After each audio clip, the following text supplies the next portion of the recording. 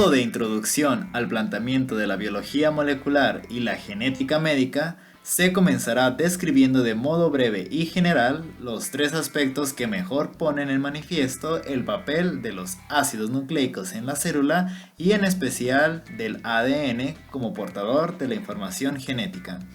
Como número 1, la descripción global de las rutas de transmisión de la información genética. En segundo lugar, los antecedentes experimentales que demostraron el importante papel de los ácidos nucleicos. Y finalmente, las características generales del genoma humano. Dichos temas serán punto de partida para posteriormente profundizar en los siguientes videos los conceptos teóricos, las tecnologías y las aplicaciones de estos temas en el área de la salud. Hola a todos, bienvenidos, comencemos.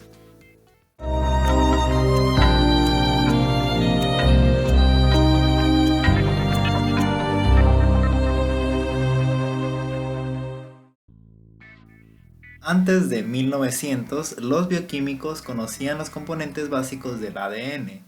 Un azúcar, no ese azúcar, grupo fosfato y anillos orgánicos llamados bases nitrogenadas, pero carecían de la tecnología para determinar cómo se integraban todos estos elementos.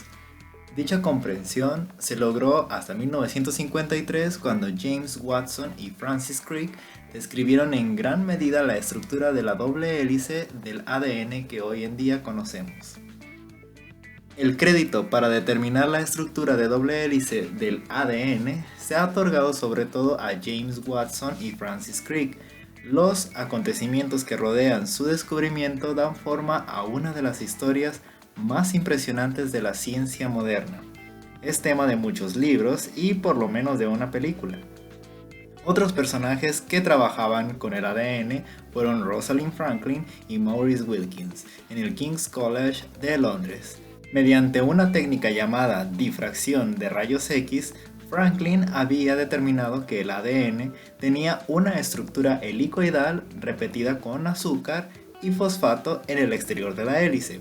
Sin la aprobación o el conocimiento de Franklin, Wilkins, su colega, mostró una de las mejores fotografías de rayos X que Franklin había realizado. Esta se la mandó a Watson, que mantenían una constante comunicación. De esta forma, el equipo de Watson y Crick obtuvo brillantes conocimientos que les permitieron ganarle la carrera a Franklin. Combinaron lo que ellos ya conocían y lo combinaron con la geometría molecular revelada por la fotografía de Franklin y pudieron ensamblar cada uno de los cabos y rápidamente hicieron un modelo a escala hecho de cartón y lámina que mostraba la geometría conocida del ADN. Rápidamente se apresuraron a dar a la imprenta un artículo en 1953 que describía la doble hélice, apenas mencionando la importancia que tuvieron los 2 años de trabajo con la difracción de rayos X que Franklin había hecho para descifrar el misterio de la molécula de ADN. Franklin, por su parte, publicó sus hallazgos en un artículo aparte casi al mismo tiempo que ellos. Por estos descubrimientos, Watson, Crick y Wilkins compartieron el Premio Nobel de Fisiología o Medicina en 1962. Los premios Nobel solo se otorgaban a personas vivas, y en la ironía final de su carrera, Rosalind Franklin había muerto en 1958, a la edad de 37 años, de un cáncer posiblemente ocasionado por los rayos X con los que trabajó durante años. El ADN es una larga molécula en forma de hilo o cadena con un diámetro uniforme de 2 nanómetros, aunque esta longitud varía mucho entre los cromosomas más cortos y los más largos. La mayoría de las células humanas tienen 46 moléculas de ADN que corresponden a los 46 cromosomas o los 23 pares de cromosomas que alcanzan una longitud total de aproximadamente 2 metros.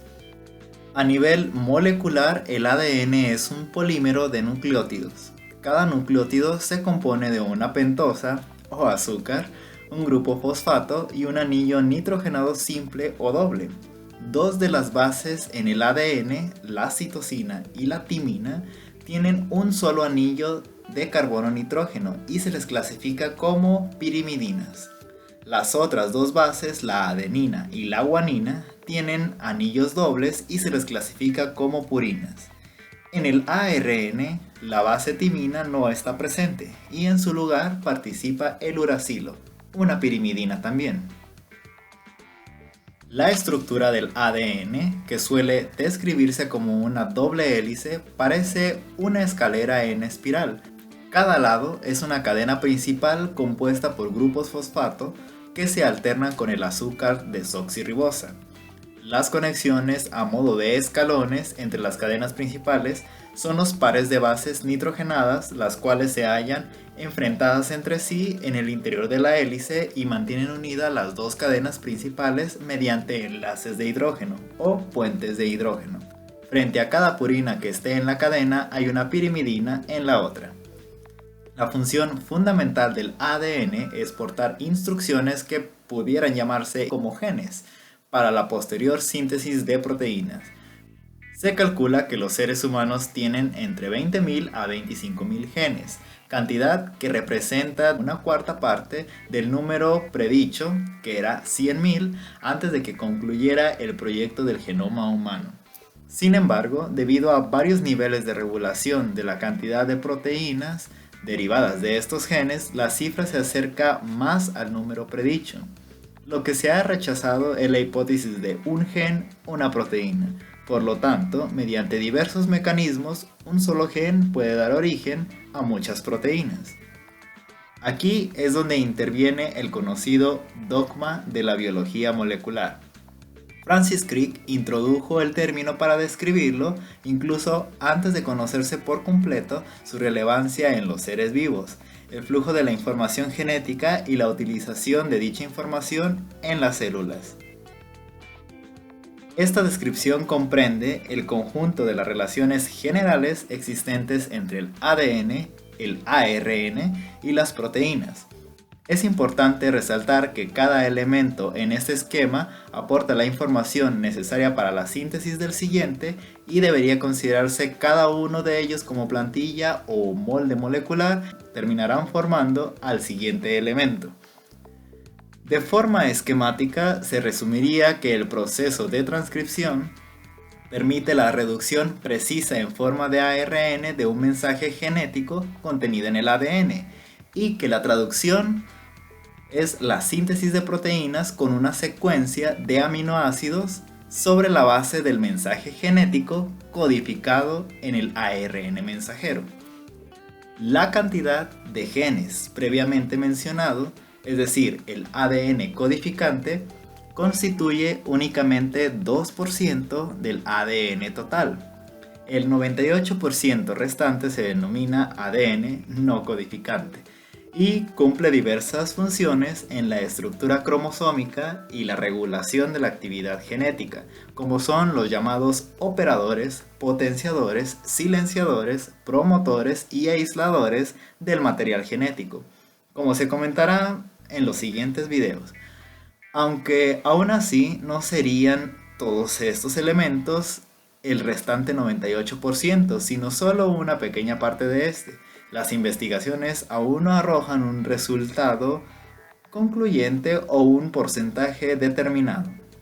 Pero, ¿qué hay del ADN no codificante ni funcional restante?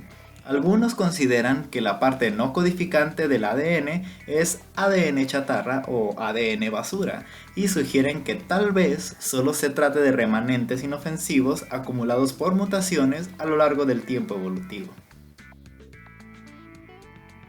La parte codificante del genoma específica, la cual está presente en forma de genes, contiene la información necesaria para dar lugar a los productos génicos, moléculas funcionales que son las proteínas y los ARN. Estos productos son responsables de toda la actividad celular, de sus características morfológicas y de muchas de las claves del comportamiento de un organismo, desde la embriogénesis a su crecimiento, maduración física e intelectual, estado adulto, reproducción y todas sus funciones metabólicas y actividades fisiológicas. En el genoma humano debe distinguirse dos tipos de genomas, el genoma nuclear y el mitocondrial. El genoma nuclear aparece bajo dos formas estructuralmente diferentes a lo largo del ciclo celular. la cromatina como material filamentoso disperso por la mayor parte del núcleo en la interfase o entre las divisiones, y la forma de cromosomas fácilmente observables como entidades morfológicas o corpúsculos independientes en los momentos previos a la división celular. Ambas formas están constituidas por las mismas moléculas lineales muy largas de ADN bicatenario, estrechamente asociado a proteínas. El genoma mitocondrial o de orgánulos está formado por cromosomas circulares, como el que conforma el ADN de los procariotas. A diferencia del ADN nuclear con abundantes repeticiones y regiones no codificantes, el ADN mitocondrial es casi en su totalidad no repetitivo y es codificante. En concreto, el cromosoma mitocondrial humano contiene un total de 37 genes que suponen el 93% del ADN mitocondrial. Entre los genes se cuentan 2 para ARN ribosómico, 22 para el ARN de transferencia y 13 más para proteínas.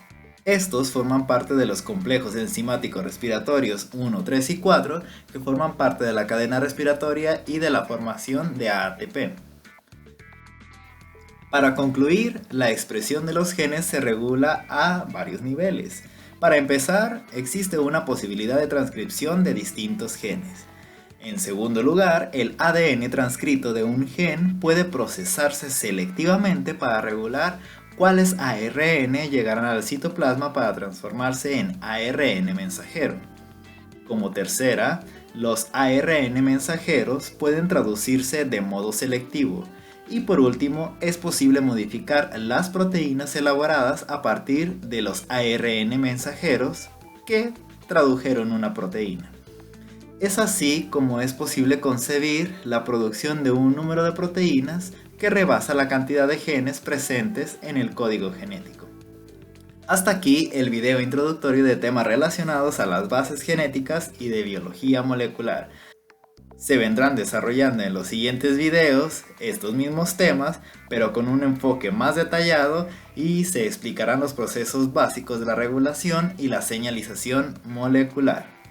Si te gustó el video, deja un like y compártelo.